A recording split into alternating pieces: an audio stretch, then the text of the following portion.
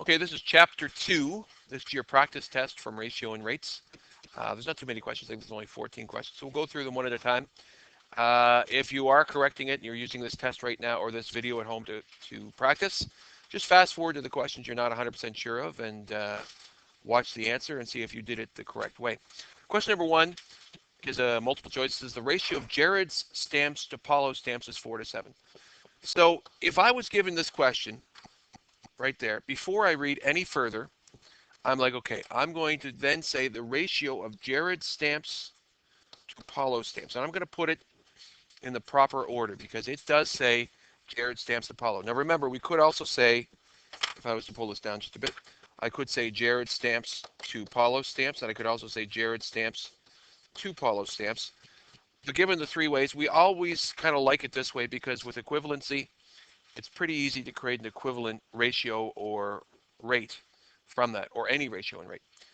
So when it says it's 4 to 7, I'm going to put a 4 for Jared stamps and a 7 for Paulo stamps. And as soon as I put that equal sign, I know that I'm creating a what? I'm creating a proportion.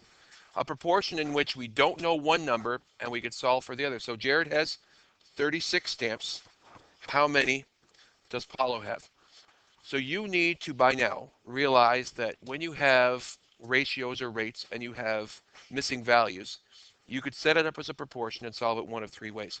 Now, in this particular question, what I would probably expect is for you to choose the easiest method. And some of you, by default, always go to the algebraic method because it works every time, right?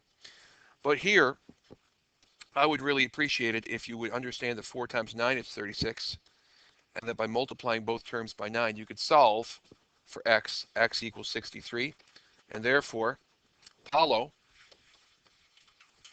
has 63 stamps. But of course, unless I ask for you to do that, then you can do it any way you want. So that's one way. You could also multiply across here and here to get 4x equals, what's that, 210 and 42, 252. And when you divide both sides by 4, you would also get 63. And you could also solve it with unit rate. You could say, well, if for every one stamp that Paulo has, how many does Jared have, etc. But those would be the two methods that would probably be the most appropriate. Question 2 says a robot can make 27 cars in 9 minutes. Which of the following is the unit rate for the robot? So we have to ask ourselves, am I going to figure out how long it takes per car or per minute? How many toys you can make per minute? And when I say that per minute, I'm like, that makes sense. That sounds right to the ear, right? So if I put cars to minutes, and I set it up as 27 to 9, I'm looking here, all of these, all or three of them at least, do put cars to minute as their rates. Now right off the bat, which two, before I even look for the answer, which two can I eliminate for unit? I can eliminate A and I can eliminate B, because neither one of those are unit rates, are they? Because it's not per minute in either one. The other two are per minute, so I know I'm between a 50-50 split between C or D. Once I set up my actual ratio, if I divide both terms by 9, I create a unit rate of 1 minute, right? Or per minute. And when I divide 27 by 9, I get 3. So therefore, my unit rate is 3 cars per minute. Therefore, C is your answer. Question 3 says in a school choir, the ratio of girls to boys is 17:8. Then it goes on to say, what percent of the school choir are boys? Now, this is a great question. Why is it a great question? Because it requires you to actually think and to process and to do more than one step in your head. Since it gives you a ratio and it asks for a percent, you know from the 95,000 times I've told you, the only types of ratios you can make percents from are the part to whole ratios, right?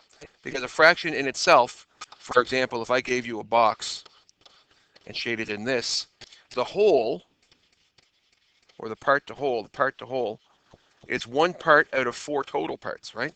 So therefore 1/4 of that rectangle is shaded in. So fractions are, in their very definition, part to whole ratios. So if I look at what's given to me, that's a part to part ratio. So if I'm looking for boys, I know that my part is going to be boys, and I'm going to compare that to all of the students. And 17 plus 8 means that there are 25 students in the class. Now I can express my ratio as 8 to 25 as a part to whole. But since it is a fraction, or a part to whole ratio, a more appropriate way to express a part to whole ratio is as a fraction. And now that I have that, there are two ways I can change it to a percent. I can think of it as an equivalent fraction out of 100, which is what percents are, which would then tell me it's 32%. Or I can actually do 8 divided by 25 to change it to a decimal. And once I have it in decimal form, 32, sorry, I could change it back to a fraction because 32 hundredths and make it 32%. So either way, we know that 32% of the class is boys. But there's a lot of work to that, and that's a really good question, and you're probably going to get tricks like that on your true-false. You know how I like to do on your summative test. I love to trick you. I might give you a test question like that where I do give you a part-to-part and ask for a percent. You have to know that you have to create a part-to-whole from it.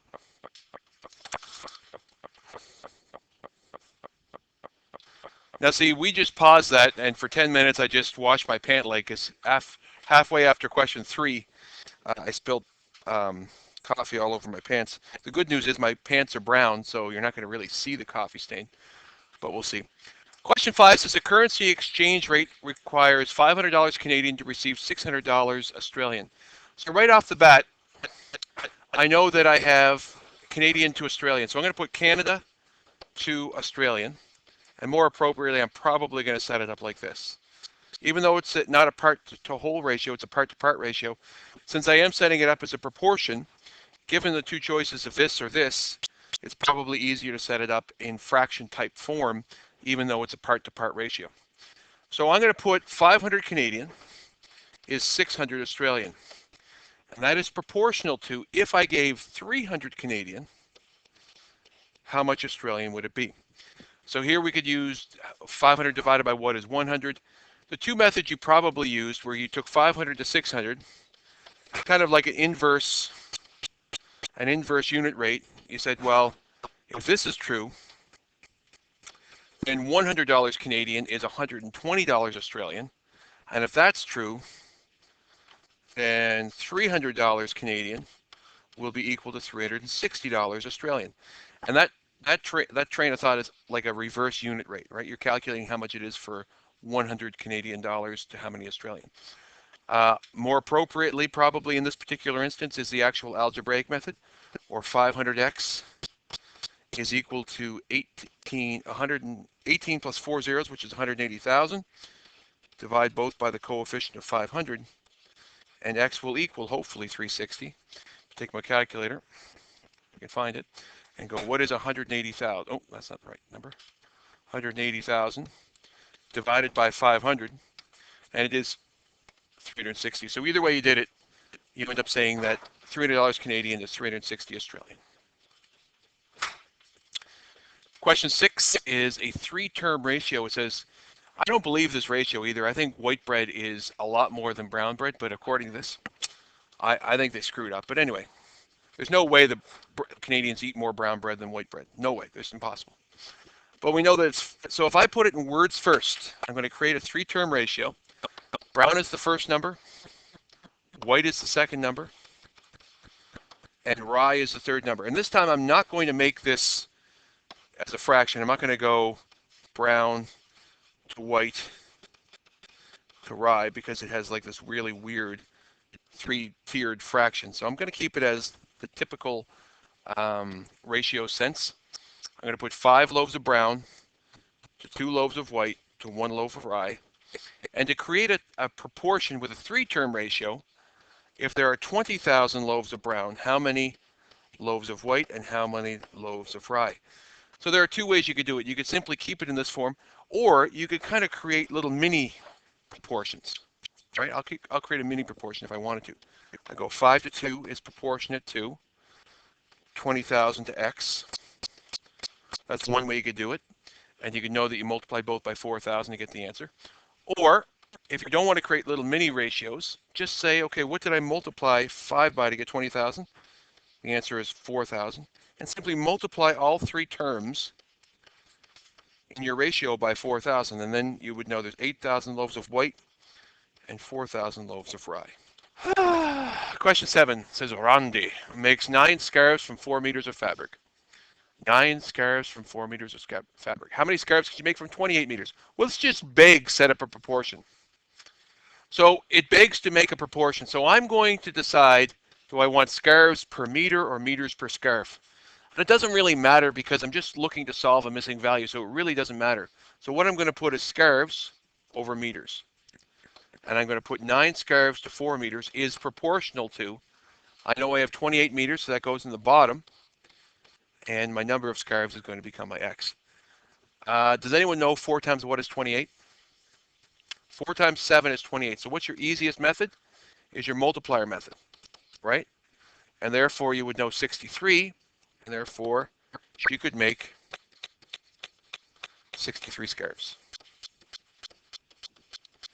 Now if you didn't know that, your algebraic method would work as well, but since 4 times 7 is something you should know is 28, that's probably the method you used.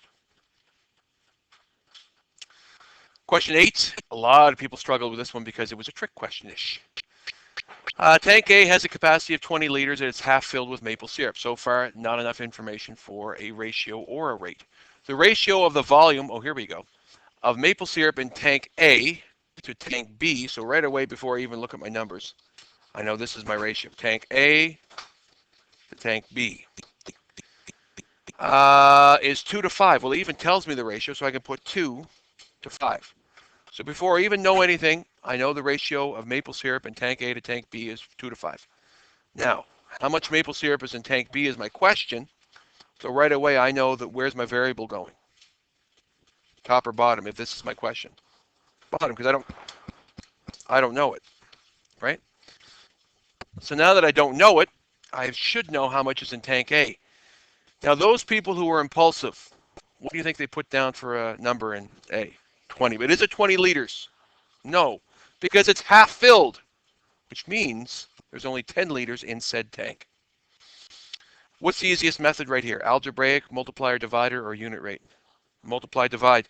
And you could multiply both terms by 5, because you knew that to get 10, and therefore tank B has 25 liters. Tank B has 25 liters of syrup. Question 9 says the circle graph shows the favorite pets for the class of 32 grade 8 students. 32 grade 8 students. All right. Is this number important? No. It's one of those distractor numbers that people might use even though they don't need to. How many students selected a pet rather than other than a dog, cat, or rabbit? So the first thing you need to be able to go at is say, well, a quarter of the class chose dogs. A quarter of the class, and the class is 32. So the same thing would be a quarter times 32, or if you want to use a calculator, how would you use a calculator for a quarter of 32? Avery? Right. This would be, if you want to find a quarter of 32, you could either do it as a fraction or you could do it as a decimal. Since it doesn't say either one, a quarter of a class of 32 is 8 students. So right now I know there's 8 students there. Now half of 32, again, you could do half multiplied by 32, or you could do a half of 32. But most of you could probably do that in your head. What's half of 32? 16. An eighth of 32. Does anyone know what an eighth is as a decimal? If a quarter is decimal 2, if a half is decimal 5, and a quarter is decimal 25, Keegan, what's that eighth as a decimal? Levi, do you know? Well, 0.25, 0.125. And if you don't know that one, it's a good one to know because that's 12.5% or half 25%. And if I grab my calculator and goes, what is 12.5% or an eighth of 32? The answer is 4. So how many students have been accounted for with dogs, rabbits, or cats? If I add these two together, I get 20 plus 8, that's 28. How many are left over? 4 students, right, to get to 32. So I know that the other has to be 4 students as well. Then it says write a ratio for B to represent the number of students who selected a cat compared to a rabbit, or a part-to-part ratio. Cat is 16. Rabbit is 4. Is that lowest terms? No. So in lowest terms, it's 4 to 1, or 4 to 1, or 4 to 1 of rabbits to cats. That means for every 4 cats, there's 1 rabbit in the class.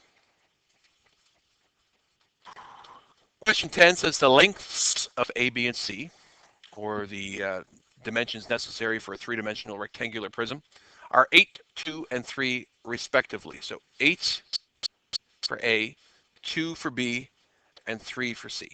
I can even write them on there if I wanted to. Or A to B to C is 8 to 2 to 3. Again, we have that 3-term ratio. If the length of C is 24, what is B and what is A? So, what's the easiest method? Do I want to set it up as mini proportions, or can I figure out what I multiplied 3 by to get 24? I multiplied each of my terms in my original ratio by what number? 8. So if I have that, all I'm really going to do is write this down here, and then I would know my respective proportions for all of the sides. And that would be 16 here, and that would be 64 here, right? So really what I've done, what this is really saying is I've taken that original box that had 24, et cetera, and I've made it how many times bigger? It is an 8 times bigger box than it was, and all of the sides are still proportionate to each other, so I still have the same proportions of length, width, and height, just 8 times bigger. Question 11, Kyra, or Kira, spelled weirdly. Sorry, I missed a part. What's the area of the top of the box? Since the top of the box was 16, it is now these dimensions. So the area of a rectangle is length times width, or the new length is 64 times 16. 64 times 18 is 640. I can't do that.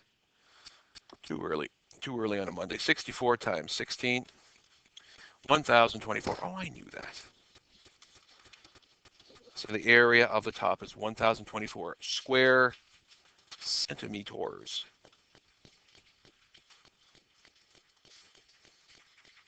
Now we're on to Kira's question. Kira's shopping for ketchup. Her favorite brand is available in 2 sizes. Boy, I bet you that's a Heinz ketchup. That shape does look like Heinz ketchup shape. Estimate which is the better buy and show your work. So what do we need to create here in order to compare 2 things together? What did we learn, Zach? What did we learn is important to compare 2 things together? We need to have what types of rates? Yeah, unit rate, correct. We need unit rates. So I'm going to create unit rates that show cost to volume, right? For the first one, it's $2.09 for 500 mils.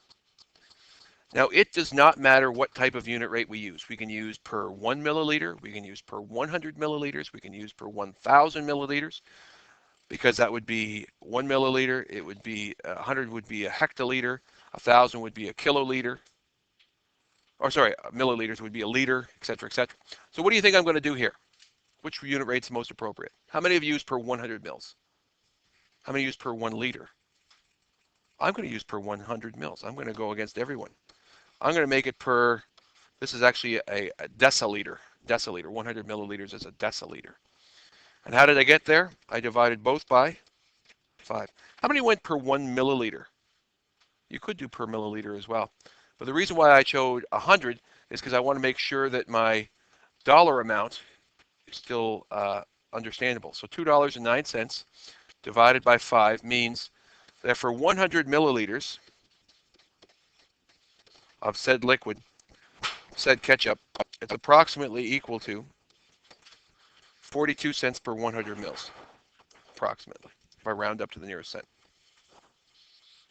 Now for the medium, or the large, or the different size, it's $3.29 for 750. Now remember, we chose 100 mils. How do I go from 750 to 100? What do I divide 750 by to get 100? 7.5. And if you didn't know that, you could take 100 divided, or 750 divided by 100 and get that. Take my 329, divide it by 7.5, and the answer is 0.438, or approximately equal to, if I round, 44 cents per 100 mils. So therefore, it's a no-brainer. What should she buy? Small or large? Small. It's slightly better value, right? Slightly better value. Question 12 says Peter runs 200 meters in 30 seconds while his sister Eva runs 300 meters in 36 seconds. Who is the fastest runner? Now, do I want to figure out per second how far they go in per second? Or do I want to know how many seconds it goes per meter? Per meter or per second? Per second is correct. Well done. So we're going to go meters per second, which is your distance to time, your standard ratio of speed.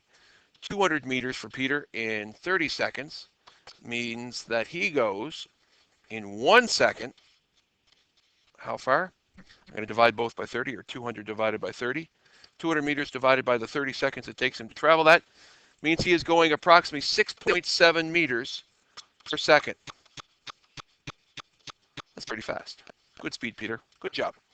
Eva goes 300 meters in 36 seconds. So to get it down to 1 second, I'm going to divide both terms in my ratio by what?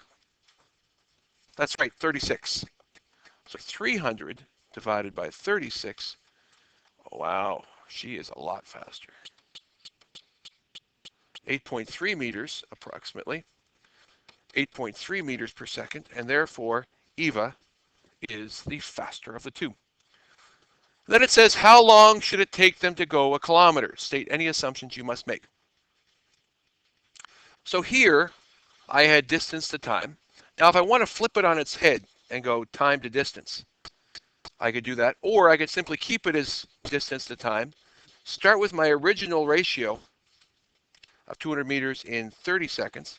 How am I going to get it so that it's 1 kilometer? What am I going to do to create a proportion so that it's 1 kilometer, Julina?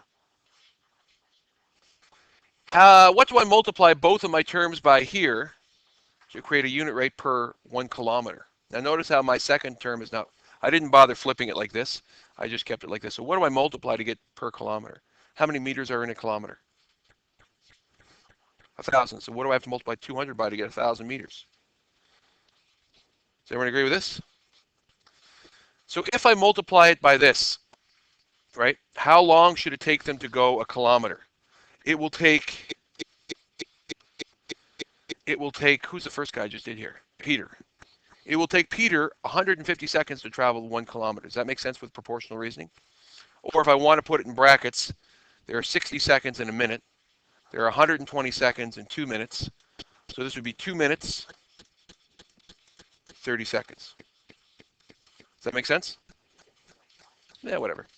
2.5 minutes, that's fine too. So Peter is that fast. If I do the other one, so it was 300 meters in 36 seconds. I want to get it to a kilometer, don't I? Should I go right to 1 kilometer or should I go down to 100 meters first? How long would it take Eva to go 100 meters? What am I going to divide both terms by to get 100?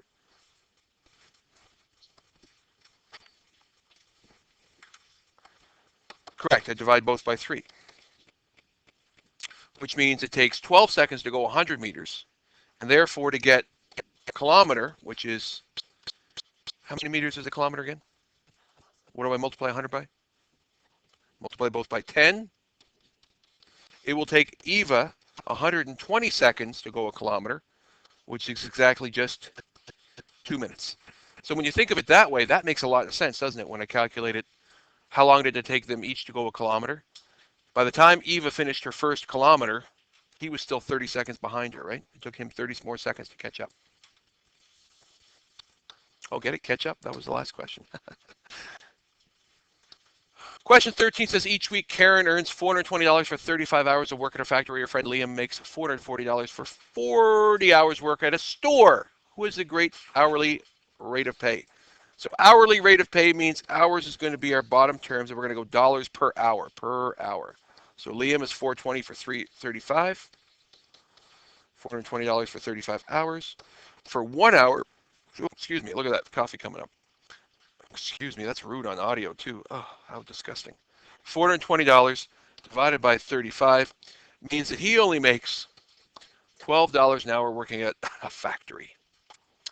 Whereas, or Karen, excuse me, Liam makes $440 for working 40 hours, and his hourly rate of pay, dividing both by 40, is 11. So Karen makes $12 per hour. Leah makes $11 an hour. So the moral of the story, if you want to make more money, work in a factory rather than a store. For an 8-hour shift, if you multiply both by 8, now that you know the unit rate, he would make $96 per shift. Notice how I even changed that into a unit rate because 8 hours is a shift. So I can actually call it per shift. And hers would be $88, or his would be per shift.